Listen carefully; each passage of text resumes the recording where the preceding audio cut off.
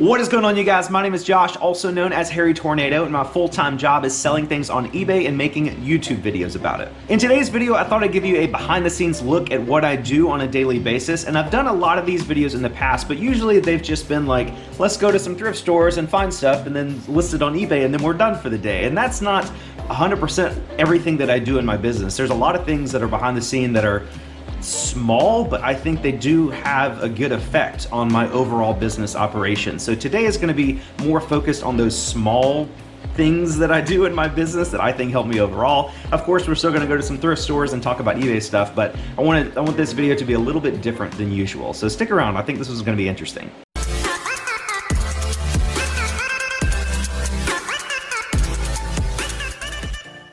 So jumping right into it, every single morning when I wake up, I like to get in the shower immediately because I found that if I don't do that, I can easily end up laying in bed for another 30 minutes, 45 minutes or so just watching TikToks. And when you start your day off with that kind of procrastination, it's very difficult for that to lead into a day of productivity. Next up is getting ready. And then the winter time, especially when you get out of the shower and it's all cold in the morning, it's very tempting to go back and jump in the warm, cozy bed you just recently got out of. But I try to avoid that because, again, that's starting the day off with procrastination. So I usually take a blow dryer, like I'll dry off with a towel and take a blow dryer just all over my body and just warm me up, help finish drying me off. And that really makes the bed not as tempting to get back into. It's still tempting, but not as tempting. One rule I try to stick to every day about getting ready is always put on real pants. I've found that starting the day off by putting on a pair of sweatpants is just begging to be unproductive. I know they're comfortable and nobody's gonna see you in your own house and it's fine, but there's just something magical that happens when you put on a real pair of pants.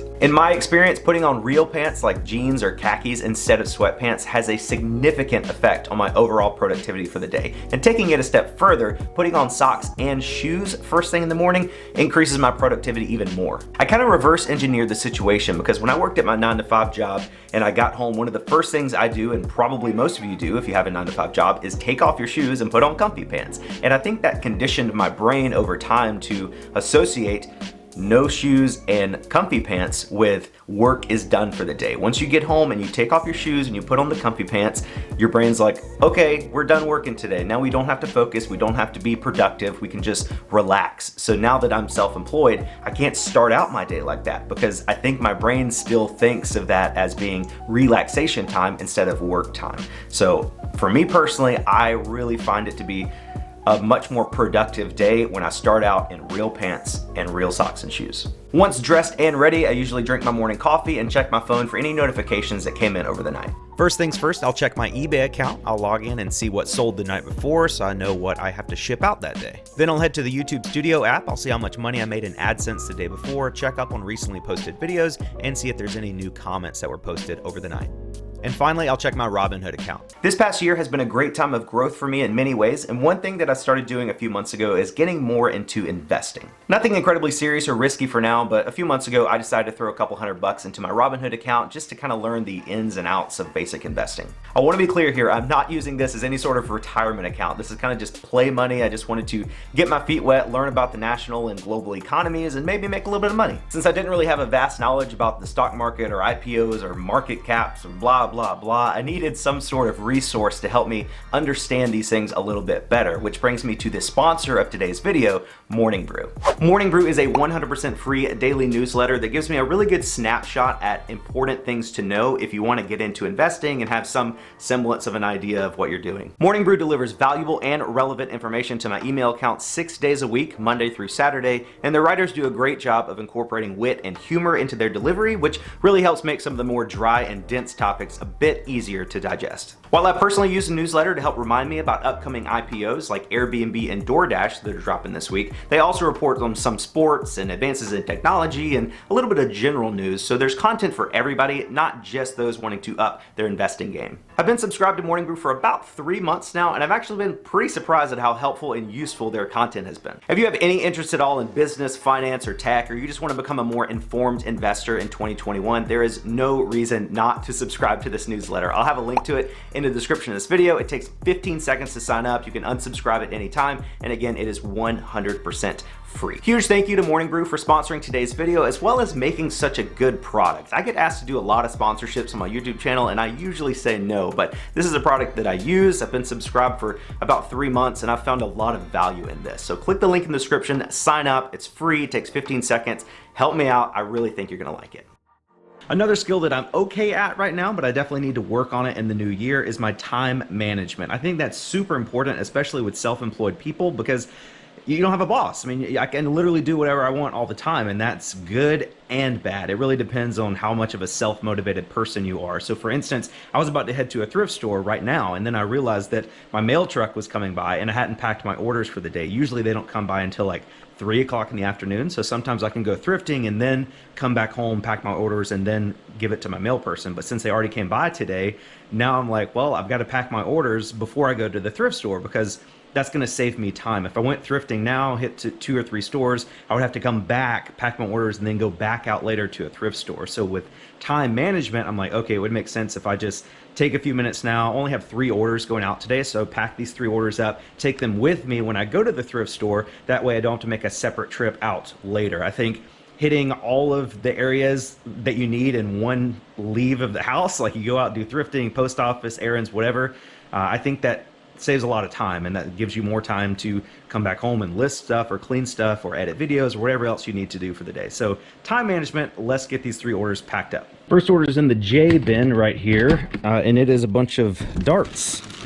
Oh, she put them in a nice bag for me. I appreciate that. I have one helper. She's not really an employee, but she comes over once a week and just helps me list stuff. And she listed all these darts. I got these darts out of a Goodwill mystery pallet, so I paid basically nothing for these. We paid 25 bucks for the whole pallet, and this was just kind of in the bottom. We listed all of them in a big lot, and they actually sold pretty quickly. Yeah, they sold for 20 bucks plus shipping, so not too bad. We made almost all the money back on the pallet just with a bunch of rubber tip darts. So we'll get these sent out. These are over £1, so they'll probably go in a padded flat rate envelope, but I'll cover that in a second. Next item up is a remote. I have a lot of remotes, as you can see them in there. So I keep them in there just because I know that's the remote drawer, but if you have a bunch of similar items in the same place, you want to make sure that you pull the right things when they sell. This remote is JVC PQ10956, which this one sold, JVC PQ10956. Just make sure you're sending out the right item to the right buyer. This sold for $10 free shipping, super lightweight. It's probably gonna cost $3.50 to ship out. I think I got this at the Goodwill bins, which is where you buy things by the weight. So this was probably like 20 cents or so. So definitely making a good amount of profit. Like the ROI is good in terms of percentage, but the actual like monetary gain is not great. You know, $10 after fees, you're gonna be looking at like $9, you know, minus $3.50 for shipping. So making a little bit of money. It's gonna be super easy to ship out, which is my favorite part about remotes. But again, you're not gonna get rich selling remote controls, in my opinion. Maybe some people do, I don't know. Let me know if you have really good luck selling remote controls. Next item is in the T bin, and it is one of these thoroughly fireproof document bags. Let's see, that's what it looks like. It's a security fireproof bag, I guess, for documents and stuff. There's a 2-pack, the big one and then a little wallet like that. And I got, oh, about to fall in the weights down there. I picked these up recently at the Amazon bin store, Crazy Cowboys, for $7, and I listed it for $22 free shipping because it wasn't a really good buy, in my opinion. It's not really worth that much, but sold for 22 bucks free shipping. It's probably going to cost like $9 or so to ship out. Paid $7, so definitely not a lot of money to be made here, but you live and you learn. So here I am at my little shipping table in my office. This is the remote. I used one of these eBay, I think these are like 9 by 12. Well, I don't even know what these are, but these are eBay padded mailers. I got these from eBay. So I just put the remote in there and rolled it up like a little burrito, and that's good to go first class. This is the pack of darts. I put those in one of these as well, to give it a little bit extra padding, and then I put that envelope inside of the padded flat rate envelope to give it some extra padding. So that's going to cost like $8.20 or whatever it is now to ship that out. And this is that thoroughly fireproof bag. This is in a USPS 1095 box, so that's just going to go regular priority. Again, should cost about $9-10 to ship that out. So those are that's how I pack all the 3 items that shipped out today. So here's the shipping total for the 3 items. We got the Priority Mail flat rate padded envelope, $7.91. The Priority Mail box with the thoroughly fireproof bag for $8.73. And then the first class remote, 5 ounces for $3.92, and gives us a total of $20.56 to ship all 3 of these items out today. So not too bad.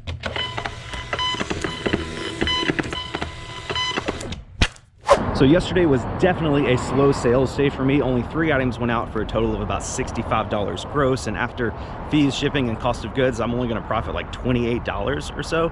And I really think my issue is consistency. I listed a lot of stuff last Friday that I got from Crazy Cowboys, and almost all of it sold this past weekend. So I listed good quality things that sold quickly, but I haven't listed anything else since then. And in order to get, you know, really good consistent sales daily, you have to be listing consistent items daily. That's just, it sounds simple, but that's the secret. So we're gonna walk in here to Dream Deals today to see if we can find anything. It's $1 day, I think it's $1 day, and usually there's not much left, but we'll go in here and see if we can find some profitable items to get listed today to get our sales back up. Okay, so the first thing I found is this replacement touch dimmer. I scanned the barcode. Looks like this is selling for like 10 to 12 bucks free shipping, so I'll pay $1 for that. And then right next to it, I found this box. And anytime something says tactical, I always look it up. Tactical 30mm low ring.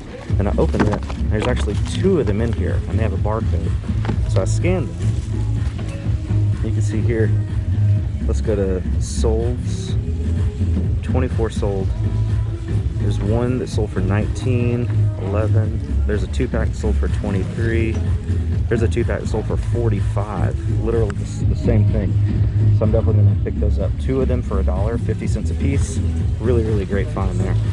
Found this book called Critical Critters. I think it's like an animal art ink blot book. The dust cover on the back was ripped, so it's in, you know, the inside of the book was fine. It's the pages inside were fine, but that dust cover was ripped on the back, so obviously used. There was only 1 sold comp on eBay for $41.40 plus shipping, and that was brand new. I went back and turned off sold comps to see that there were 11 currently listed, all in new condition, ranging from like $22 up to $45 or so. So I think I'll buy this for $1 and maybe list it for 20 bucks plus shipping or so. I think that's worth it.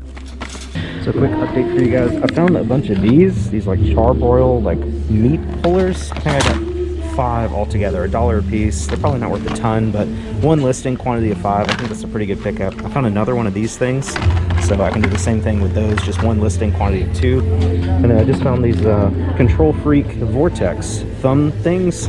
These should sell for like $15 to $18 or so. Pretty good pickup for $1. And that's all I've found so far. I think I'm gonna probably head out. I've hit most of the bins, and like I said, it's just mostly junk left. You gotta dig really, really hard to find anything of value. So I think I'm gonna head out, count my blessings, and head to a thrift store or something to see if we can find something there. So that was actually much better than I thought it was gonna be. I thought we were gonna go in there and find nothing, but walked out with 10 items for $10.70, and I definitely think we can make a profit very, very quickly on this haul. I think the best thing in terms of profit was maybe that book. I don't know, there's no used listed right now, and that's obviously used in rough condition, so it's either the book or those tactical scope mounts. I'm not 100% sure, but like I said, either way, we will be in the profit very, very quickly on this. Really pumped. Let's head to a thrift store. Now I'm here at the Goodwill Goodwill Retail Center combo. It's 1 building with 2 different Goodwills inside, and there are a ton of people in the parking lot, which tells me that they probably restocked a bunch of stuff in the Goodwill bin side. So we might head there. It's gonna be really crowded, but we might be able to find something. But I'm usually find some really good stuff at the retail center. Kind of like, you gotta go against the crowd. Like if everybody's at the bins, nobody might be at the retail center, so you might have a better chance of finding something there. So at least that's the way I think about it. So we're gonna head into the retail side, see what we can find, and then if we don't find anything, we'll head over to the bins and see what's over there.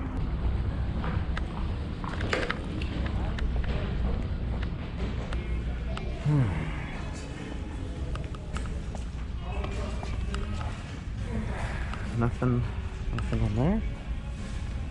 Check these shoes. This pair of Saucony's Excursion TR8. These are in good shape. Better go get a buggy.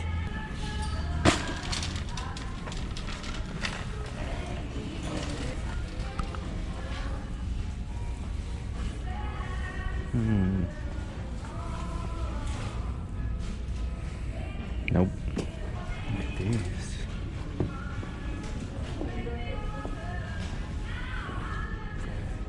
Those are like brand spanking new. Some of the electronics. It's a bread maker for $6.94, but I haven't had a lot of luck with bread makers. A couple of Wii Fit boards. Sony boombox for $6. I might look that up. This is actually really good. This is the, I need to test it still, but this is the Sony CFD SO5. There's one sold for $34 plus shipping, $30 plus shipping, $45 plus $18 shipping, $45 plus shipping. So yeah, I don't usually buy big electronics like this because I don't really like shipping, but as long as it works, I think that'll definitely be worth it. $5.94 into $40 plus shipping, definitely worth it. We have this Hampton Bay wireless doorbell for only $1.94. Brand new, sealed in the package. Let's look this up. Sold comps on this are not great. I mean, you got one that sold for $15.99 free shipping, $14.99 free shipping. There's one that sold for $25 free shipping, which that might be worth it. $22.70 plus shipping. But another one that sold for $25 plus shipping. It's only $2. I think I'll get it. I think I'll just hold out for those. You know, some people may just be trying to move it at a cheaper price, but $2 is a very low risk for a possible, you know, $10 in profit. So I'll take a chance on that. It's a Easton Z-Core baseball bat, $3.94. Model is BB18BXSW. It's a drop, I think it's a drop 3. Yeah, drop 3, -3. Let's look this up. Okay, look at this. Easton 3229, so that's a drop 3. BB18BXSW, same one, $135 free shipping. There's another one, drop 3, $100 plus shipping. $99 plus $20 shipping. I mean, it's got some scuffs and scrapes, but I don't see any cracks. That's one thing you want to look for is cracks. As long as it doesn't have any cracks, the chips like that are okay, but just want to make sure it's not cracked. Needs a new grip. Yeah, definitely needs a new grip, but that's something that can easily be fixed. Okay, I don't really know anything about toys, but this car looks super cool. Porsche Racing, Castrol, is definitely vintage. It says made in Taiwan. It's $3.94. So obviously, I don't think it works. It's got batteries in there.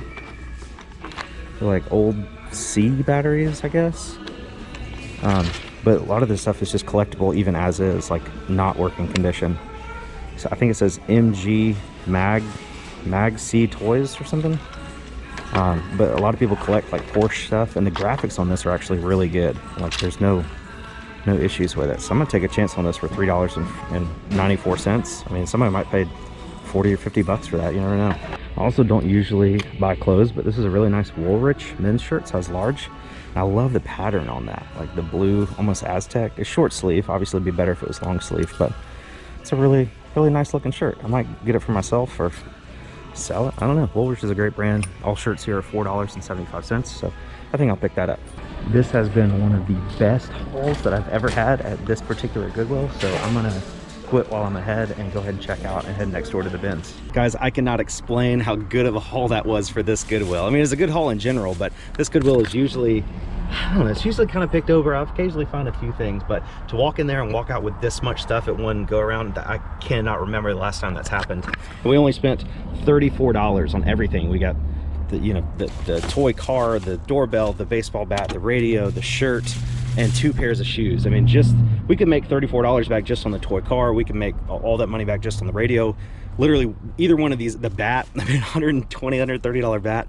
This is absolutely crazy. And just like I said in the beginning, there's so many cars in the parking lot, but I guarantee you everybody's over there at the bins digging through 95% piles of garbage looking for stuff like this when there really wasn't that many people in the retail side of the store. So don't follow the crowds. This goes for thrift stores and those Amazon bin stores. Like in my Crazy Cast Boys video, when everybody swarms the new bins, they might find 1 or 2 things, but some of the best things I found at those stores is when everybody else is preoccupied with those new bins, I have a whole bin to myself and I can dig through it and find a really good item. So don't always think that just because there's a lot of people somewhere, that means that's where the good things are. There was basically nobody in that thrift store compared to the bin side, and I walked out with all this stuff. One of the best hauls in a single thrift store I've had in months. I'm like 85% sure I'm not going to find anything at the Goodwill bins, but last time I talked about it in a video, I also didn't go inside, so I'll just go inside just to show you guys what it looks like. I mean, there's a bunch of bins and a bunch of junk everywhere. If you think there's a bunch of junk at Dream Deals on Dollar Day, there's a bunch of junk in the Goodwill bins. So I'll go ahead and show you around and let you see what it looks like. And if we find something cool, if not, I'll just head to Salvation Army.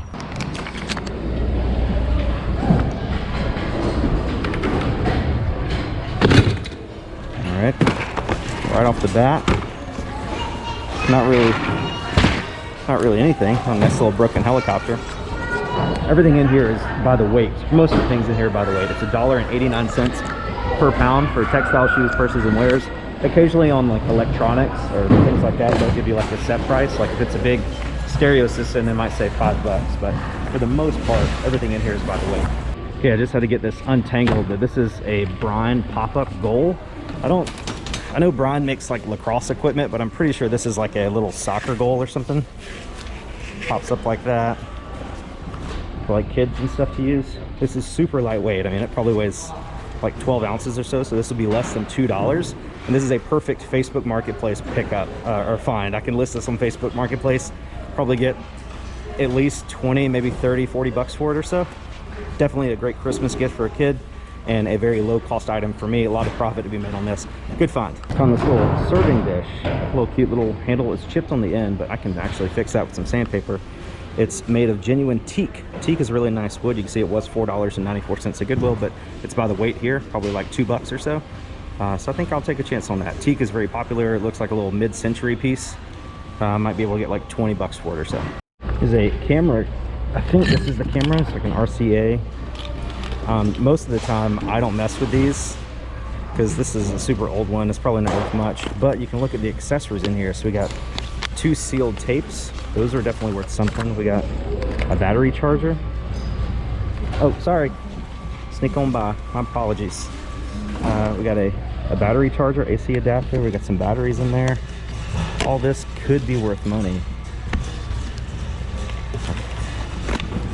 Don't see anything else, so I'll probably take the tapes and leave everything else because I don't think there's too much money in that, and I don't really know how to test the batteries without getting the camera, and I don't want the camera, so I'll just take the tapes. So once again, that was much better than I expected. We picked up the 2 tapes, the soccer net, and the teak thing that's hanging out the bottom, and there's a little Marlboro camera bag in there. I don't remember if I filmed that or not, but spent $7.56 on all that stuff, and we should be able to make double our money back just with that teak thing if I can get it sanded and put some more oil on it or something to get it shining up.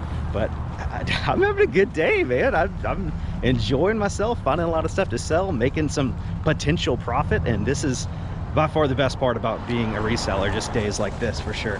I'm running a little bit behind. Back to our talk earlier about time management. This Salvation Army that I like to come to opens at 12 o'clock every day.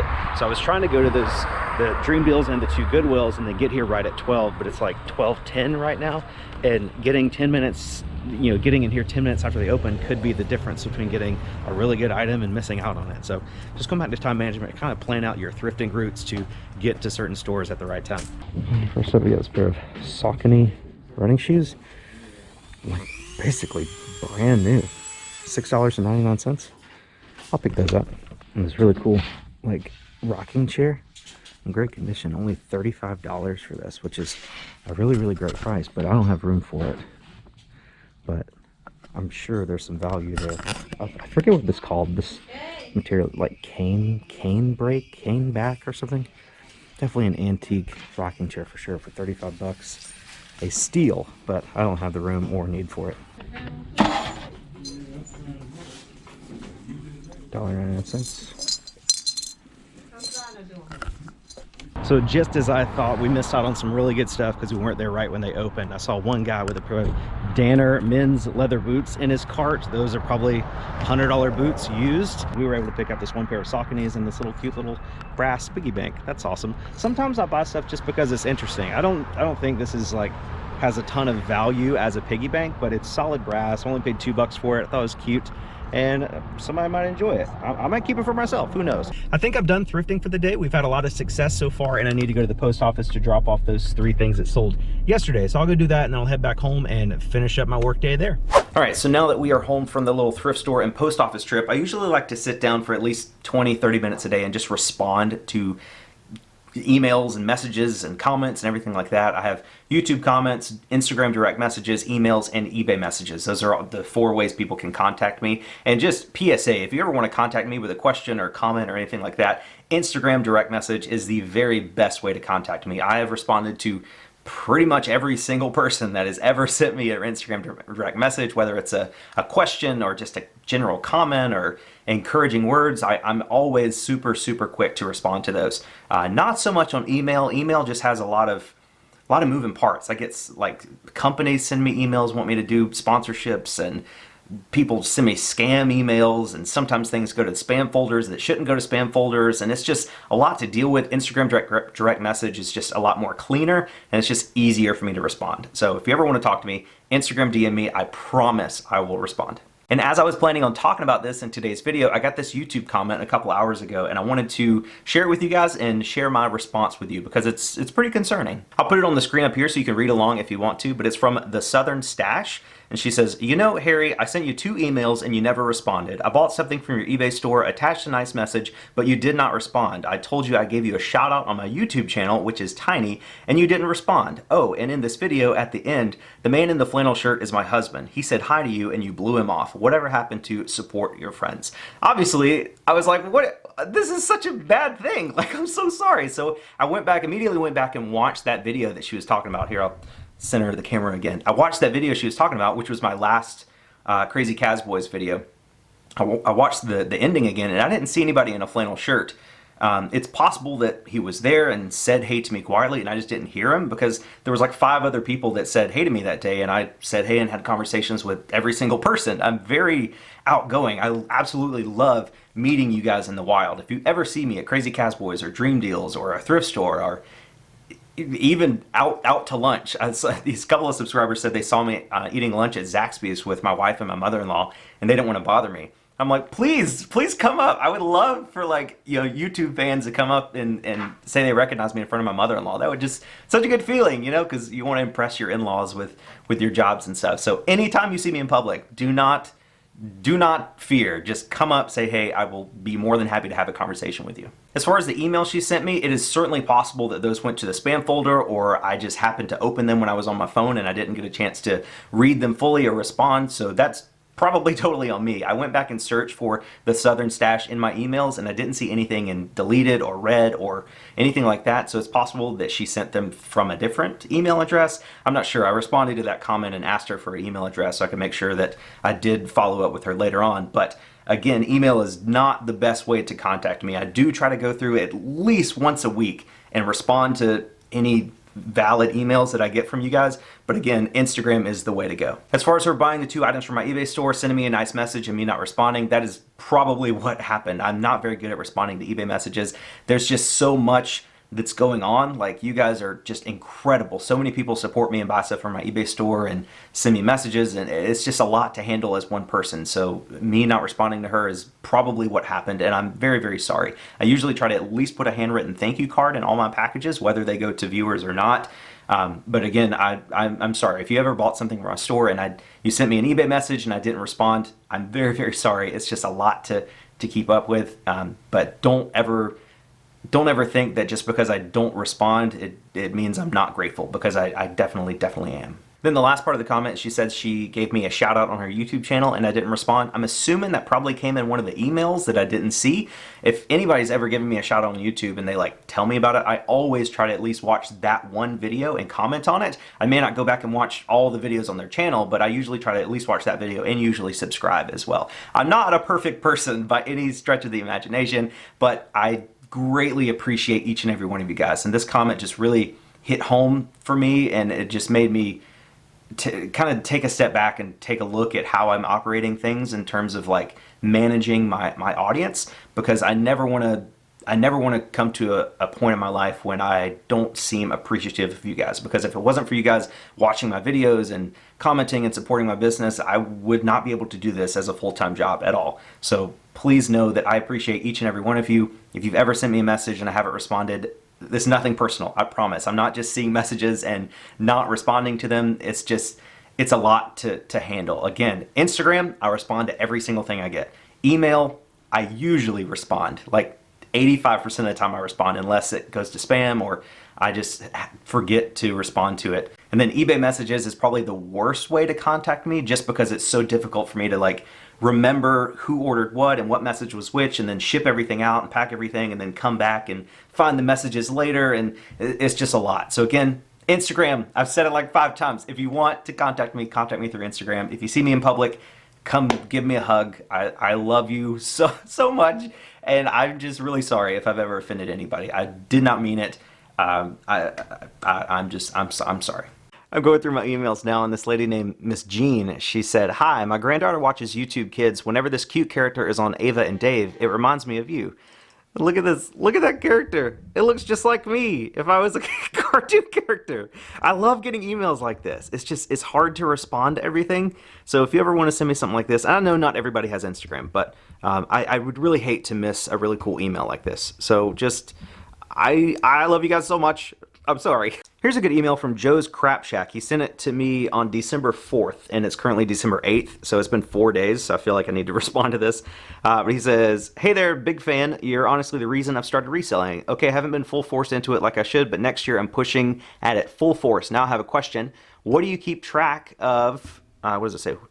What do you keep track of when you're reselling, and what do you do to organize it for tax purposes? Thanks in advance. Any information is honestly appreciated. So first of all, Joe, thank you for the question. I'm sorry it's been 4 days since you sent it and I haven't responded yet, but I'll answer it here on the video for you. I get a ton of questions about taxes, and as most of you know, I am not a tax professional. I'm not a CPA. I'm not a financial planner. I am nobody you should be taking tax advice from. All I can talk about is what I do personally, and in the very simplest form, you just need to keep up with your total money in and your total money out. That'll give you your actual profit, which all the IRS cares about is what your actual profit was, and that you pay your fair share of taxes on that profit. Some people keep track of like each individual item, how much they spent and how much it sold for and all this stuff, and I don't personally do that. I've talked with my accountant and it's not necessary for me, but again, that's just me. I'm not telling anybody how to run their business as far as taxes. I would recommend some sort of bookkeeping software. I use GoDaddy bookkeeping, but I will be switching to QuickBooks in the new year for a couple of different reasons, but I don't want to talk about those right now. But GoDaddy is fine. GoDaddy bookkeeping is great, but I just think there's a little bit more value when it comes to QuickBooks than GoDaddy, and they're both about the same price anyway. So just have some sort of bookkeeping software, whatever you want, and just keep good records. Definitely have a separate checking account. Even if you don't keep track of anything, if you keep all of your business transactions in a separate checking account only used for business. Anytime you buy something for the business, whether it's stuff to sell or office supplies or anything like that, if it comes out of that account and the only thing that goes into that account as far as income is like your eBay payments, and anytime somebody pays you for something directly in your business, that will make it very easy come tax time, because then you could just look at that bank statement and just get like your total income and total outgo, and that's your profit. Again, not tax advice. I don't really go into a lot of tax talk on my YouTube channel because I'm not a professional, and you can get into some murky waters there. But my accountant, Mark II, has a YouTube channel, Not Your Dad's CPA, and he has, I don't know, like 10 or 12 videos up so far about everything to do with taxes. He's an Amazon reseller and a certified accountant. CPA, what does CPA stand for? Certified Public Accountant or something? But he's great. He's very knowledgeable. He also answers questions through Instagram very quickly, and he always responds. So if you ever have a really specific tax question, I would recommend reaching out to him on Instagram. But his YouTube channel is great. Go watch his YouTube videos. He covers a lot of stuff in a very, very quick amount of time. He's very good. So go watch that. Don't listen to me. I don't know what I'm doing. Another thing I try to sit down and do a couple times a week is watching other reseller YouTubers' content. When I was first starting out on YouTube and wanted to get into the community, I was watching everybody's videos. Every time Cincinnati Picker or Garage Flips or Part-Time Pickers or Lot of Josh or any of those guys posted a video, I was one of the first people to watch it because I wanted to study the community. I wanted to see what videos they were putting out, what videos worked for them, what videos didn't, and then try to learn from what they were doing to put it towards my own channel. But then once I started making videos on my own, I kind of lost a lot of that free time because I spent it working on my own channel. So now, like, I watch Joey Bada Bing's videos because he's basically my best friend. I watch Drew's videos, Profit Monsters, because we've got the podcast together and we're all really good friends. But I try to just, like I said, a couple days a week, just go in and see what people have uploaded that week that I haven't had a chance to watch yet. Give it a watch, give it a like, drop a comment on some videos just to let people know that you're there. A lot of people have found that watch my videos don't comment, and if you don't comment on the video, I never know that you're watching. Somebody could have been watching my videos for the last 2 years, but if they've never commented on the video, I don't even know who they are or that they're watching. So I think it's important to, especially with smaller channels. I don't do it a lot, but I try to, if I see like a small content creator with a couple hundred subscribers and they're doing a live video and there's like 1 or 2 people in there, I'll try to jump in the chat for a minute just to say, hey, cool video, keep up the good work. And then obviously I can't stay for the whole thing because I have a lot of stuff going on, but I try to just take little moments throughout the week to just jump in places like that, give some encouragement to people, let them know that I'm watching, I'm here. We're all in this together, all in the community together. And again, I don't do it as much as I should, but I'm trying to focus a little bit more time on that because I think it's important. So being self-employed and working from home is a wonderful combination. I love everything about it. But something to remember if you find yourself in that blessed situation is that your spouse may not be self-employed. Let me get my camera set up here. I have been incredibly blessed to have this opportunity that I can work from home and be self-employed and make a significant income for my family. However, my wife still works a full-time job. So it's important for me to remember that while I have all the freedom to wake up when I want and do whatever I want, my wife has to wake up super early in the morning and go to this job with employees and a boss to answer to. And I need to use my free time at home not to just thrift all day and make YouTube videos, but if I see dirty dishes in the sink, I should probably clean those before she gets home. If Mose rips up some stuffed animal in the living room and there's stuffing everywhere, I should probably take some time to pick that up before she gets home, because even though I'm working and she's working, I still have free time here. And I'm not trying to convince anybody that I'm constantly working the whole 8 or 9 hours that she's gone. I have plenty of free time that I can take 5, 10, 15 minutes and clean up the kitchen or clean up the living room. So it's important that if you find yourself in a situation where you are the spouse that has all this free time because you're a full-time reseller or whatever, and your spouse has to work, just make sure there's not a huge mess for your spouse to come home to, because it can easily create some animosity in the relationship. Like if you have to wake up and go to work every day while your work from home spouse just sleeps in the bed, which I've been guilty of. My wife has been waking up super early to get out here in the garage and work out before work, and I just stay in bed. So I need to get back on that trend of waking up when she wakes up, just doing basic chores while she's gone, working all day, and that way when she comes in, she's usually in a good mood anyway, but she walks into a clean living room and the dishwasher's been unloaded or stuff like that. It just really makes the relationship a lot more, it just works. It makes everybody happy. Again, if you work from home, just take 10, 15 minutes a day, clean up the house a little bit. Your spouse will greatly appreciate it. Hey Mose, I know you're in here sleeping, but would you like to go for a walk? I just ate lunch a few minutes ago, and I'm the type of person that gets kind of sluggish after a meal depending on what I eat, and I had a chicken pita for lunch. So all the pita bread is making me really just want to be lazy the rest of the day, and I can't have that because we got a ton of stuff at the thrift store today, and I've got to get all that clean, prepped, and listed. So I'm just taking Mose for a little walk around the block. We're gonna get our blood pumping a little bit. Come on, dummy, let's go. It's just a pile of acorns. I think this is another thing that if incorporated into a daily routine, just like getting out and walking your dog, or if you don't have a dog, you can just walk around the block a little bit, just get your blood pumping. With resellers, we are very sedentary, most of us. You might go to a thrift store and walk around a little bit, but if you're sitting down listening stuff, or you're sitting down editing a YouTube video, you're not moving around a lot, and I think that could lead to some very lazy afternoons.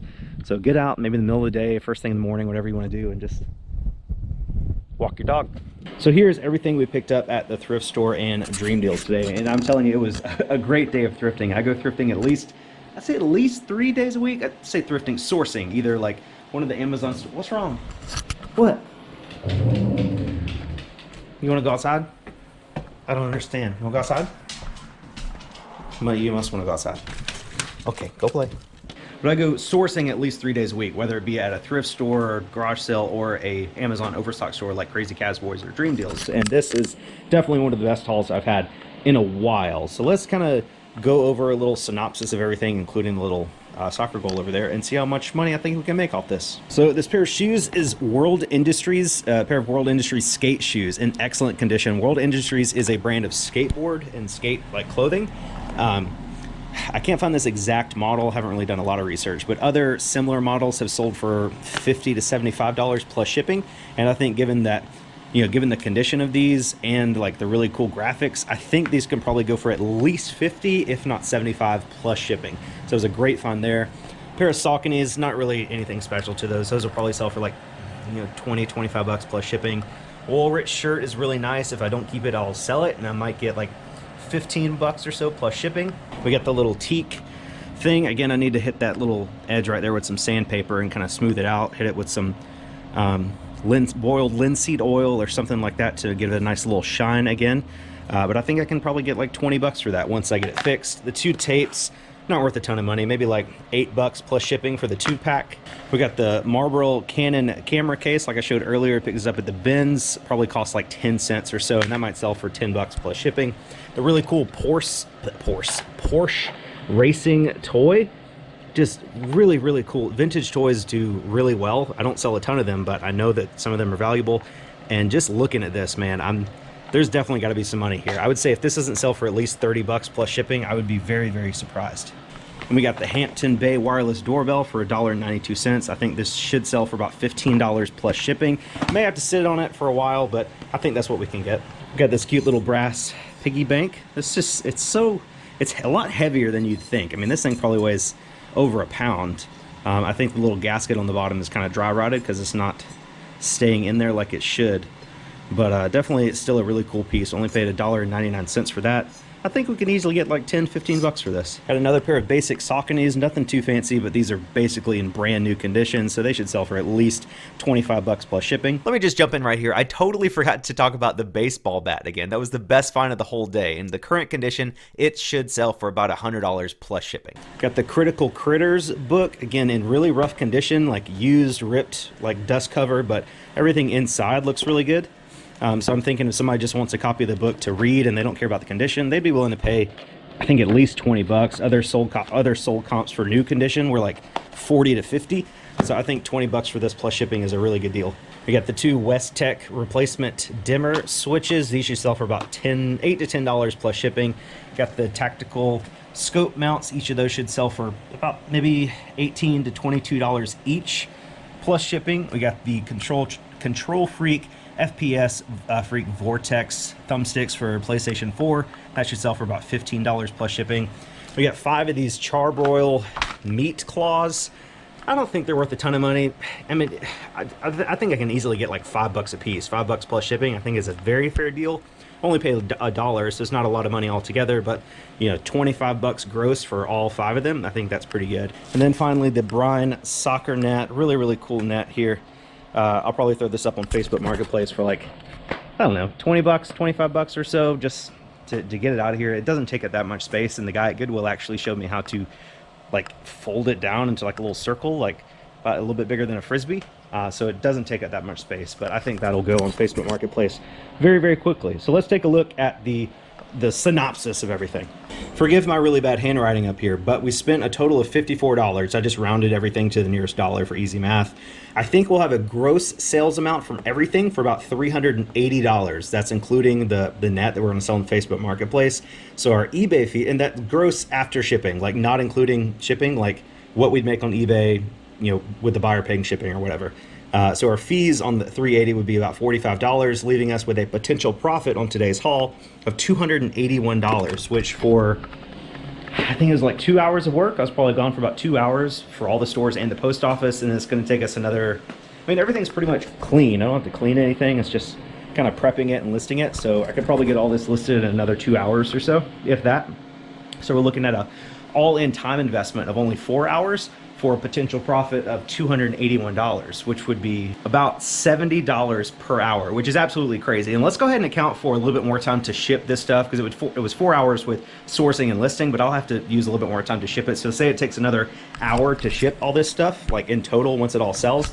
So 281 divided by 5 would give us like a $56, $57 an hour income from this, which pretty much no matter who you are in the United States, that is a very, very good income. And a haul like this is certainly not typical. You're not going to find this much stuff every single time you go to a thrift store. A couple videos ago, I actually went to pretty much the same exact thrift stores I went to in this video, and I found basically nothing. I found like 3 things.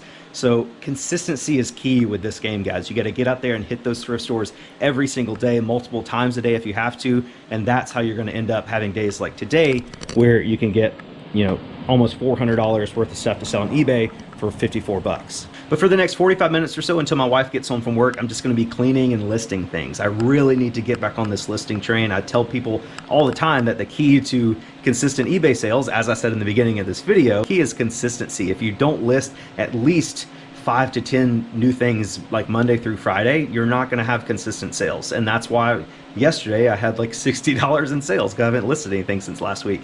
So we need to remedy that. We need to, you know, if you catch yourself slipping in any aspect of your life, whether it be your health and fitness or financially or in your business, you need to just realize what it is that's causing that slip up and fix it as quick as you can. Nobody, like, it's totally fine to have a bad sales day or slip up here once in a while and just kind of lose focus of what's important. But as long as you make that realization and put into action like the corrective measures that will fix it and remedy it, I think that's the key to growing a healthy and strong business. For the most part, once my wife gets home from work around 4 o'clock every day, I don't really do many more reselling based activities. I'll still work and do YouTube stuff later on that evening, but she gets home at 4. We usually hang out and talk for 20, 30 minutes, take Mose for another walk, and one of us starts dinner, and then it's just kind of a relaxing evening after that. But occasionally I'll come in here to my office and do some more YouTube stuff, and I guess I'll talk about that a little bit.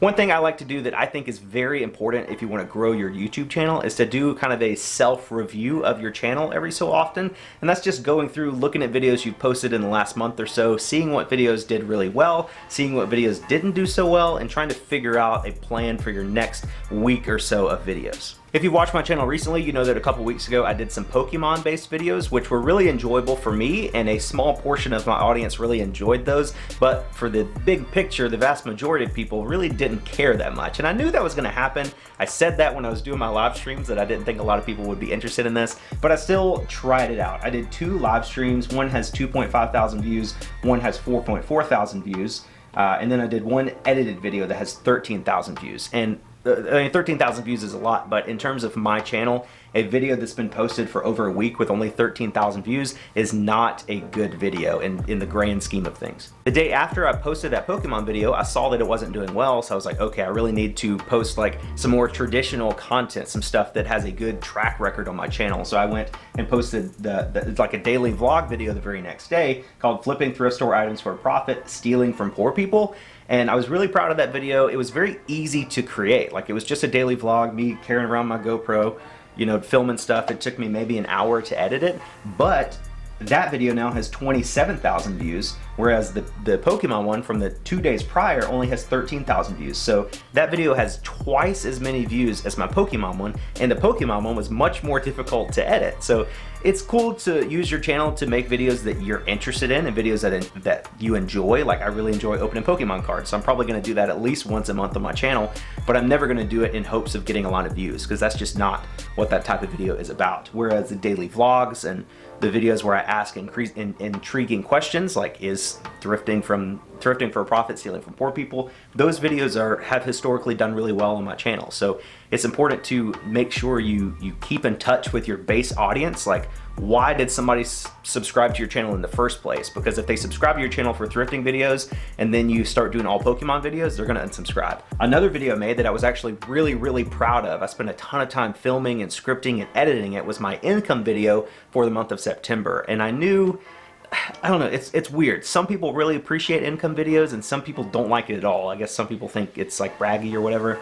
but that video currently only has 14,000 views and it was posted 2 weeks ago. It is my worst video I've posted in like 6 months in terms of views. I personally think it's the best video I've posted in terms of like quality, like the quality of editing and like the content of it. Like I had fun making it and I feel like it's a really well done video, but you got to do your own channel research, and it tells me that most people are not interested in this type of video. So I'm probably not going to do any more income videos, at least not all aspects of my income. I may do like YouTube videos, like videos about YouTube income or videos about eBay income separately, but in terms of like a total income for the month, it doesn't look like a lot of people are interested. I mean, only 14,000 views in the first 2 weeks, whereas the video I posted literally yesterday, these customers were monsters about Crazy Cowboys, already has 22,000 views. So that video has 8,000 more views in 24 hours than the income video I posted 2 weeks ago. And the income video took like 8 hours to edit. Like I spent about 8 hours, probably 10 hours filming, scripting, and editing that video. And it really didn't make that much money anyway in terms of AdSense. Whereas this video that just went to Crazy Cowboys and filmed it and did a little review at the end, 22,000 views. That video has probably made like $250 in AdSense so far, whereas the income video back in September has probably made like $140. So you got to do what the people want. I mean, for the most part, you have to. It's important to be you, be yourself, and don't try to just be the puppet of the public. But you have to do what your subscribers like, and just do your own research. It shows people are not interested in my income nearly as much as they are interested in seeing live footage from the Amazon Overstock store. I think it's also really important to keep things fresh for your viewers and do a different variety of videos. Like some channels can do just garage sale vlogs and that's all they do and it works for them, and then keep doing it. But for me, I've found that some videos do better than others. Like if I'm posting a Pokemon video and then a thrifting video and then a reseller review and my viewers are kind of going down a little bit, I'll remember like, oh, maybe it's time to do a pallet video. I haven't done a pallet video in like a month. People really like those, so I did one and it got 22,000 views in the first 5 days. So that was really good. And then after that, I did another live interview and then a Cowboys video. So again, if it works for you, if you can do like Ben's haul videos all the time, like 3 days a week, and you see like good levels of growth in your channel that you're happy with, keep doing it. But I'm seeing a lot of people that are making the same thrifting videos, the same exact type of videos over and over and over again, and then they're complaining about a lack of growth on their YouTube channel. But I think you really have to shake things up a good bit. I think people's interest in reselling YouTube videos kind of changes with the market, the same way like values of things on eBay change. Like back in March or April, puzzles and workout equipment was really, really valuable because people wanted those items. But nowadays, they're not quite so valuable because the market has changed. And I think that same rule applies to YouTube videos. Maybe Ben haul videos were doing really well a year ago, but now so many people have come onto the scene doing Ben haul videos that maybe those aren't getting as many views as they once were, because maybe the people that are interested in that type of content, now their attention is more spread out to other channels. So you have to constantly be researching and testing out videos and seeing what performs well and seeing why it performs well, seeing what doesn't perform well and trying to figure out why, and then making those slight adjustments to your channel overall. Again, this is just my opinion as one YouTuber. I'm not saying this is the 100% correct way to do everything. This is just what I do. You know, like I said, after my wife gets home and I come back in the office for another hour or so that evening, I'm just looking at my channel, looking at other people's channels, seeing what is currently working for reselling YouTube videos in the market, and seeing how I can cater to that demand. Thank you guys so much for watching this video. I know it's been crazy long. Some of you like the longer videos, but I feel like this one might have been pushing it a little bit. So drop a comment on this video and let me know if you thought it was too long, not long enough, or just right. Again, today's video was sponsored by Morning Brew. So if you guys would like to support me and support the channel in a way that is completely free to you, click the link in the description and subscribe to that newsletter. I think you guys will really like it. Even if you aren't into like the business, finance, tech side of things, it's a really interesting read. And again, it's totally for free and it would really help me out a ton. Thank you guys again so much for watching today's video. You're the best, and I'll catch you on the next one.